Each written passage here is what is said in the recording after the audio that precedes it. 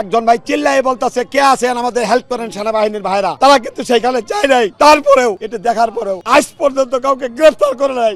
এটা অত্যন্ত দুঃখজনক এবং লজ্জাজনক। একেবারে পুলিশের প্রশাসনের সামনে, আইন শৃঙ্খলা রক্ষাকারী বাহিনীর সামনে সেনাবাহিনীর গাড়ি দাঁড়িয়েছিল, যখন একে আঘাত করে একজন ভাই চিল্লাই বলতেছে কে আছেন আমাদের হেল্প করেন সেনাবাহিনীর ভাইরা, তারা কিন্তু সেখানে যায় নাই। তারপরেও এটা দেখার পরেও আজ পর্যন্ত কাউকে গ্রেফতার করে নাই। তারা কিসের অপেক্ষায় বসে আছে? ভিডিও ফুটেজ আছে, শত শত ভিডিও ফুটেজ আমরাও দেখেছি, আপনারাও দেখেছেন। তারা 2-1 আসামিকে এখন পর্যন্ত গ্রেফতার করে নাই। এতে কি যারা দুর্বৃত্ত তাদেরকে কি উৎসাহিত করা হচ্ছে না? প্রকৃতপক্ষে এই নির্বাচনী পরিবেশটাকে কারো হাতে তুলে দেওয়ার জন্য পরিকল্পিতভাবে তারা এই কাজটা করছে। অবশ্যই না। আমরা জুলাই যোদ্ধা, আমরা জুলাইয়ের বিপ্লব দেখেছি, সুতরাং আমরা এই রক্তকে ভয় পাই না।